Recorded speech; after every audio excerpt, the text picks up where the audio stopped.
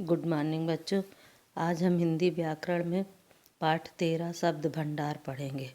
शब्द भंडार में बहुत प्रकार के शब्द आते हैं, जैसे पर्यायवाची शब्द, विलोम शब्द, अनेकार्थी शब्द, वाक्यांशों के लिए एक शब्द, तद्भव शब्द, तत्सम शब्द आदि। लेकिन आज हम केवल 4 प्रकार के शब्द पढ़ेंगे: पर्यायवाची शब्द, विलोम शब्द, अनेकार्थी शब्द और वाक्यांशों के लिए एक शब्द। उसके आगे का फिर हम बाद में पढ़ेंगे। पहला पर्यायवाची शब्द। पर्यायवाची शब्द किसे कहते हैं?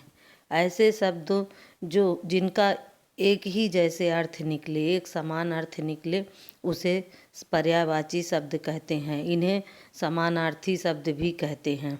जैसे अमृत, अमृत का है अमीय, सोम, सुधा। अग्नि, अग्नि को हम अनल भी बोलते हैं, पावक भी बोलते हैं, हुतासन भी बोलते हैं।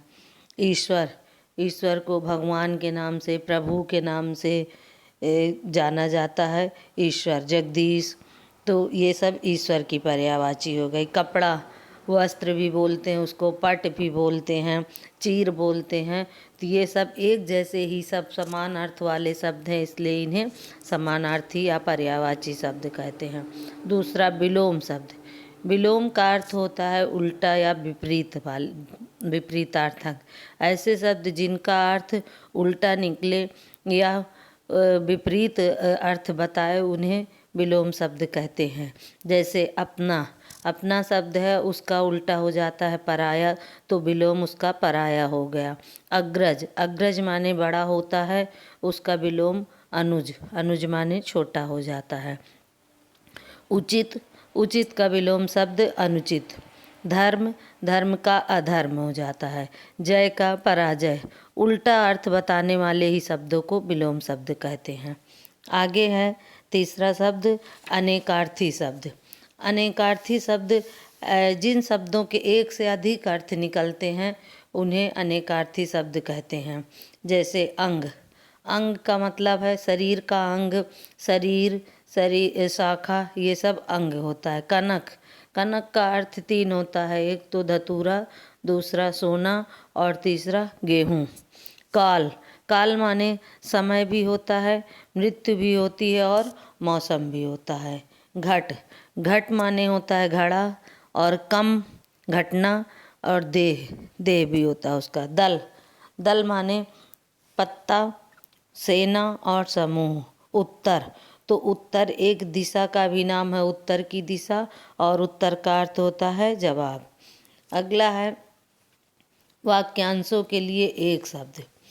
वाक्यांशों के लिए एक शब्द में है वाक्यांश। वाक्यांश का अर्थ होता है कई शब्द मिल करके एक वाक्य बना देते हैं, तो उन्हें वाक्यांशों के लिए एक शब्द में उनको अनेक शब्दों को एक स्थान पर ही संक्षिप्त कर देने वाली विधि को वाक्यांशों के लिए एक शब्द कहा जाता है।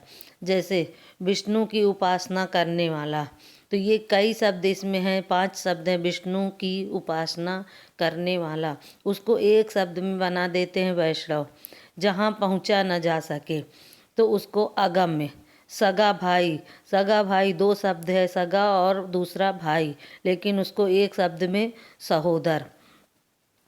ईश्वर में विश्वास रखने वाला, कई शब्दों का ये वाक्य है और उसको एक शब्द में आस्तिक। साथ में पढ़ने वाला, सहपाठी।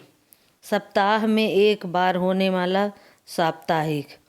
100 वर्षों का समूह, 100 वर्षों का समूह का मतलब है कि शताब्दी।